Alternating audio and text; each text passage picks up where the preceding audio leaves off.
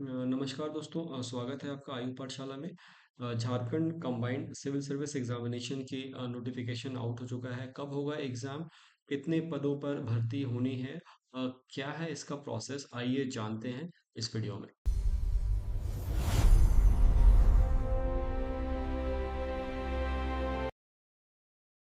दोस्तों, Jharkhand public service commission के द्वारा झारखंड संयुक्त असैनिक सेवा प्रतियोगिता परीक्षा 2025 यानी कि Jharkhand combined civil service examination 2025 का विज्ञापन संख्या 01/2026 का नोटिफिकेशन जारी कर किया जा चुका है।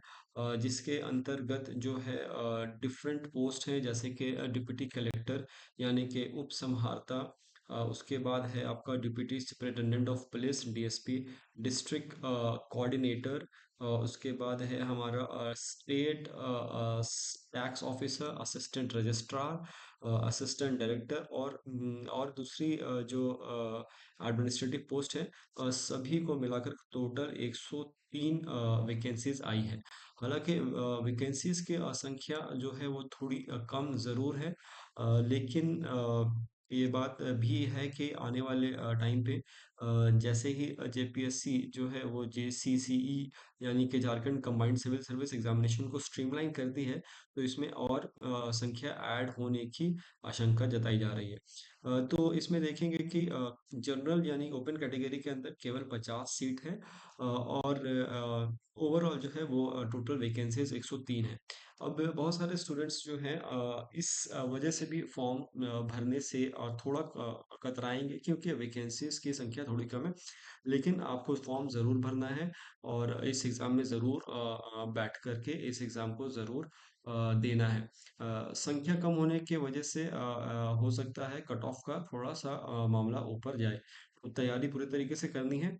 और ऑनलाइन जो आवेदन है वो 31 जनवरी से शुरू हो चुकी है और 14 फरवरी तक ये ऑनलाइन आवेदन भर सकते हैं।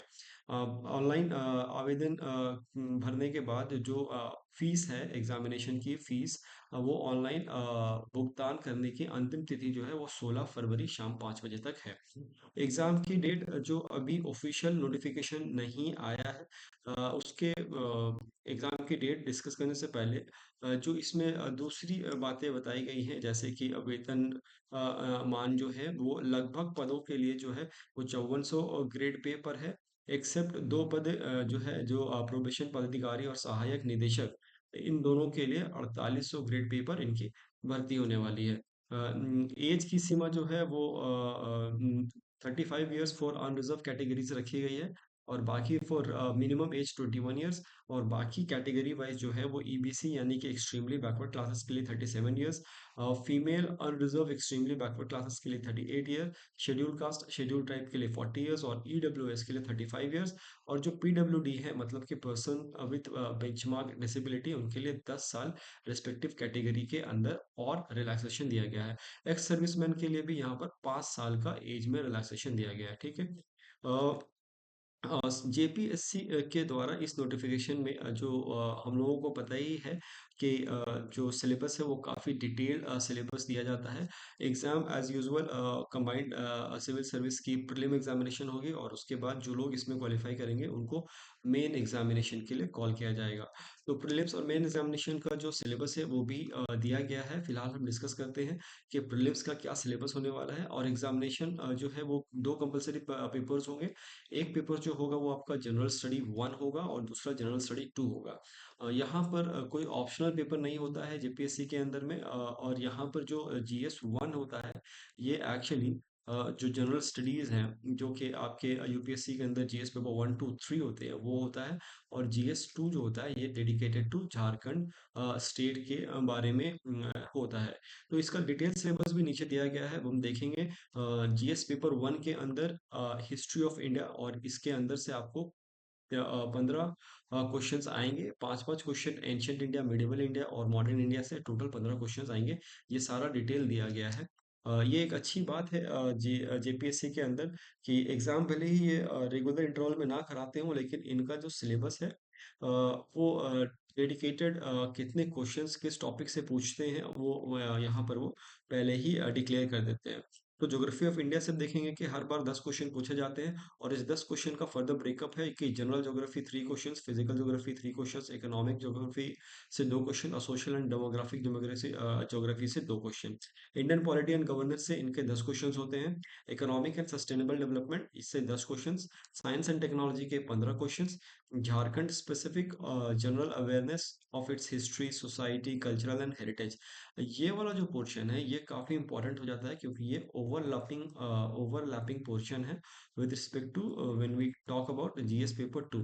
तो जब जीएस पेपर 2 की बात करेंगे तो ये 10 क्वेश्चन यहाँ से और जीएस पेपर 2 का सारा सिलेबस ही इसी कंसेप्ट पे बेस्ड है, general awareness of its history, society, polity, cultural and heritage.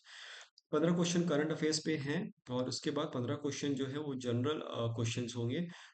Does not required any subject specialisation such as, ये भी एक तरीके से आप कह सकते हैं कि करंट अफेयर्स से ही रिलेटेड है, यानी कि current affairs related to human rights, environmental protection, biodiversity, climate change, urbanisation, sports, disaster management, poverty, unemployment, awards and United Nations and international agencies. यानी कि सिलेबस तो काफ़ी वाइड है, लेकिन यहाँ पर आप चूज कर सकते हैं कि कौन से टॉपिक को कवर करना है, कौन से टॉपिक को कवर नहीं करना है। और अब देखेंगे मोर और लेस जो है सभी टॉपिक से क्वेश्चंस का जो डिस्ट्रीब्यूशन है वो मोर और लेस इक्वल है। अब जनरल पेपर 2 के बारे में आए तो ये जो है वो झारखंड स्पेसिफिक पेपर होने वाला है और इसके अंदर भी 100 क्वेश्चंस होंगे ऑब्जेक्टिव टाइप्स के और हर क्वेश्चंस के 2 मार्क्स होंगे, यानी कि 200 मार्क्स का जनरल पेपर 2 भी होने वाला है। इसके अंदर झारखंड का इतिहास, यानी कि जितने भी यहाँ पर जनजातियों की जो एडमिनिस्ट्रेटिव सिस्टम है, जो उनका शासन व्यवस्था है उसको डिटेल में यहाँ पर मुंडा शासन व्यवस्था, नागवंशी, पढ़ा पंचायत, मांझी परगना शासन व्यवस्था, मुंडा बानकी शासन व्यवस्था, डोकलो शोहर, जातीय पंचायत शासन व्यवस्था, यानी कि झारखंड का इतिहास से 16 मार्क्स आने वाले हैं, 8 क्वेश्चंस। झारखंड के आंदोलन से 7 क्वेश्चंस आने वाले हैं। झारखंड के विशिष्ट पहचान, यानी कि उनके सामाजिक स्थिति, सांस्कृतिक स्थिति, राजनीतिक स्थिति, आर्थिक स्थिति, इन सब से 5 क्वेश्चंस आने वाले हैं। इसके बाद आप देखेंगे कि झारखंड का जो है पूरा साहित्य, नृत्य, संगीत, वाद्य, दर्शनीय स्थल एवं आदिवासी संस्कृति को लेकर के भी 5 क्वेश्चंस पूछे जाने वाले हैं। झारखंड साहित्य और साहित्यकार से 5 क्वेश्चंस, झारखंड के प्रमुख शिक्षा संस्थान से 3 क्वेश्चंस, झारखंड के खेल कूद से 5 क्वेश्चंस और झारखंड के भूमि संबंधित कानून यानी कि अधिनियम, स्पेशली सीएनटी एक्ट और एसपीटी एक्ट के से 5-5 क्वेश्चन है, यानी कि टोटल इनमें 3 एक्ट्स पढ़ने हैं। अन्य राज्य परक अधिनियम से 2 प्रश्न, यानी कि झारखंड के भूमि संबंधी कानून के अंदर आपको 12 क्वेश्चंस आएंगे, यानी कि 24 मार्क्स का ये क्वेश्चन होने वाला है। उसके बाद कुछ स्पेशल जो है वो एक्ट्स दिए गए हैं जिसके अंदर से 10-10 क्वेश्चंस जो हैं वो पूछे जाएंगे, जैसे 1947 में राज्य की आर्थिक विकास का इतिहास, झारखंड का भूगोल, जंगल, नदी, पहाड़, यानी कि ज्योग्राफी से, झारखंड की ज्योग्राफी से 10 क्वेश्चंस आने वाले हैं।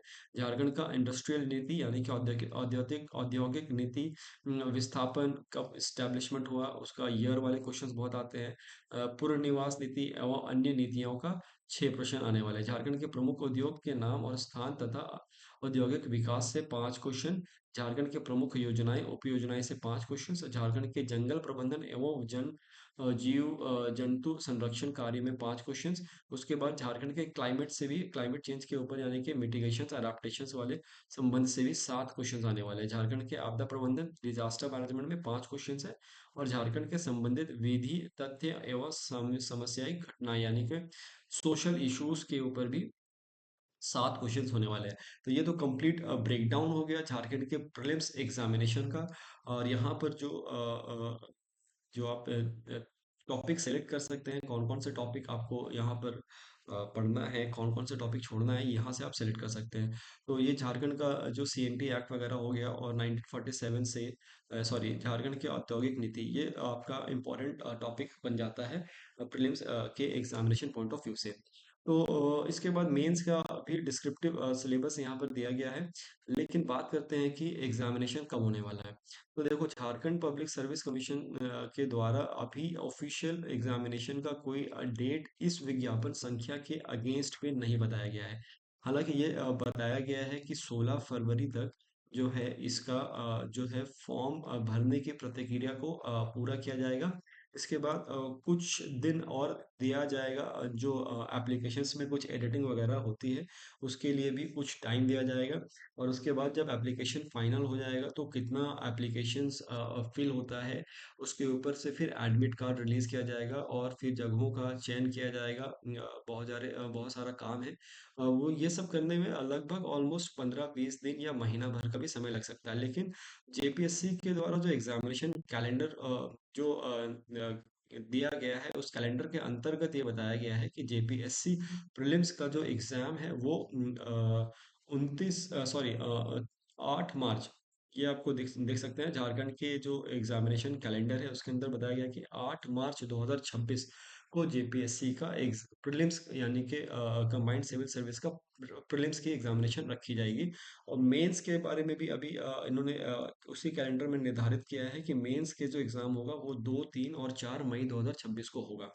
तो 8 मार्च का जो टाइम है ये काफी मतलब नजदीक माना जा सकता है। 1 महीने से भी लगभग कम का समय दिया गया है नोटिफिकेशन के बाद।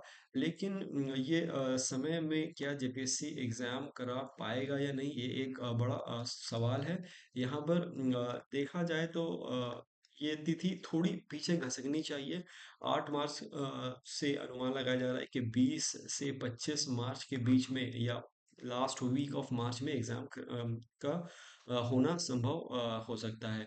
क्योंकि अभी बहुत सारे प्रोसेस बाकी है जेपीएससी के अंतर्गत। लेकिन अभी फिलहाल आज के इस पॉइंट ऑफ व्यू में जब तक कोई अपडेट नहीं है, वहां तक आप 8 मार्च का ही जो डेट है उसको फाइनल मान करके अपने प्रिपरेशन को करें। यहाँ पर अब दो पॉइंट्स बहुत ही इंपॉर्टेंट बन जाते हैं। पहला पॉइंट ये कि क्या इतने कम समय में, क्योंकि काफी दिनों से वैकेंसीज आने वाली थी, ऐसा माना जा रहा था कि अब कुछ ही दिनों में नोटिफिकेशन आएगा आएगा।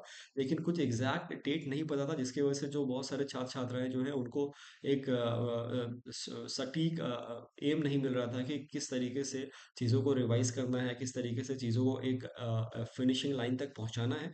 और जब डेट आई तो इतनी नज़दीक एग्जामिनेशन का डेट आया कि हालांकि नोटिफिकेशन से पहले ही पीटी एग्जामिनेशन का जो डेट था वो डिक्लेयर कर दिया गया था एग्जामिनेशन कैलेंडर में। लेकिन फिर भी संभवतः 8 मार्च का डेट जो है वो आपको मान के चलना है।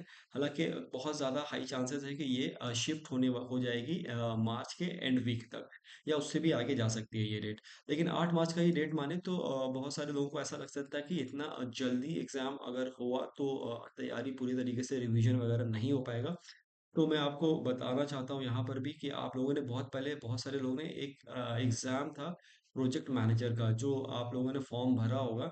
और उसका भी जो सिलेबस आप देखेंगे तो उसका जो one part of the syllabus exam, या फिर हम क्या है कि 90% ऑफ द सिलेबस जेपीएससी के सिलेबस से मैच करता है।